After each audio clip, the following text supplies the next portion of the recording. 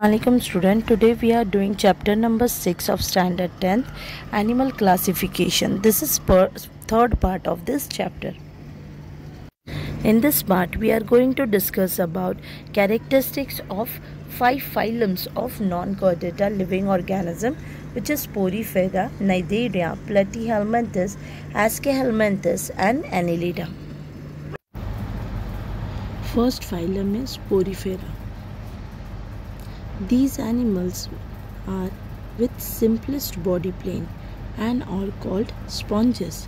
These animals have small pores on their body, which is known as ostia or oscula. These animals are aquatic animal.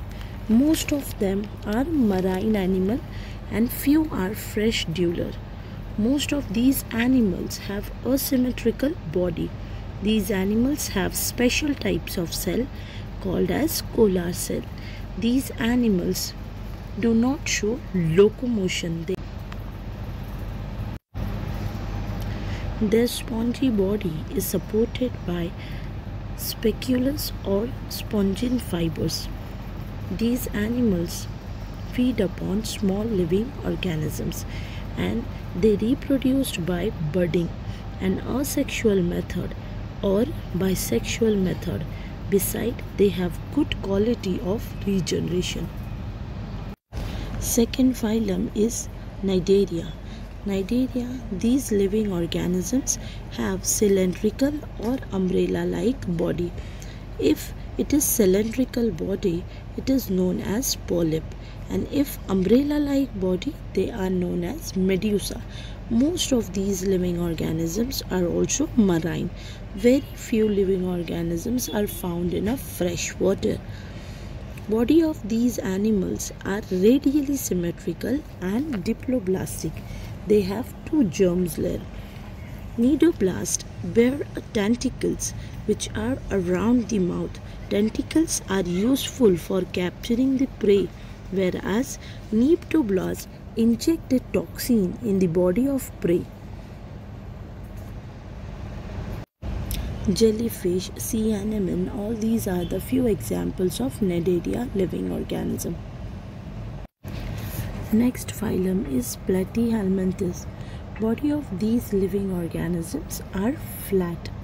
They have leaf-like or strip-like body. Here you can see few examples of flatworms. They are also called as flatworms, Platyhelminthes. Most of these living organisms are endoparasite. Very few living organisms are aquatic or free-living. Body of these living organisms are acelomate and bilaterally symmetrical. These are triploblastic. Their body is made up of 3 germ layers: endoderm, ectoderm and mesoderm. These animals are hermaphrodite. Their male and female reproductive systems are present in same animal's body. Examples are Planaria, tapeworms and liverfluk. Fourth phylum is Aschelminthes. Here you can see few examples of Aschelminthes.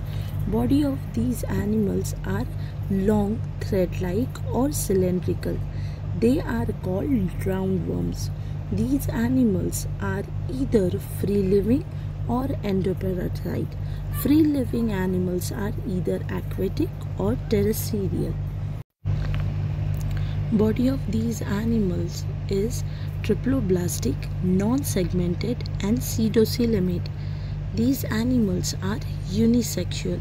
Few examples of these animals are ascaris, filary worms and lola, which is eye worms. These worms cause different diseases in human beings. Next phylum is Annelida, and we all are familiar with these living organisms. Here you can see first example is earthworm, leech and nereis. These are few examples of Annelida living organisms. These living organisms, their body is long, cylindrical. Their body is metamerically segmented. Their body is triploblastic. acoelomate and bilaterally symmetrical. These animals are ectoparasites. Some of them are free living. They have setae or parapoda or suckers for locomotion. These animals' body are covered with special cuticles. They are hermaphrodite or unisexual living organisms. Examples, here you can see few examples of this phylum. Characteristics of remaining phylums of non-chordata we will discuss in our next part. Thank you.